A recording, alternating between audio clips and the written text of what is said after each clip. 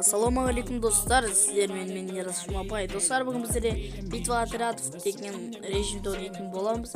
Лайктарды басып комментарий жазып кетіңдер, ал ендеше біз видеомызға кеттік. Ал достар, сендерді жаңа жылдарымен құттықтаймын. Видеоның басында айта кетсек, жаңа жылдарымен шын жүректен құттықтаймын. Менің жаңа жылым құтты болсын. Короче, достар, бірінші раундта біздер ұтылдық. Енді осы екінші раундта ұтамыз деген ойдамын. Менің қасымда Нәке бар. Ол менің білесіңдер туған інім, даже бауырым. Короче, достар, біздер бағана дробовикпен бір стен алып тастадық. Соған бір стенамен бір дробовик алып тастадық. Опа, Нәке жатты. Достар, келе жатқан жаңа жылдарың құтты болсын, айта кетейін. Ешқашан ауырмаңдар. Ең бірінші бақыт денсаулық дейді. Денсаулықтары мықты болсын, әрқашан күліп жүріңдер. Ал достар, сендерді шын жүректен жаңа жылдармен құттықтаймын. Ал ендеше біз видеомызды жалғастыра берейік.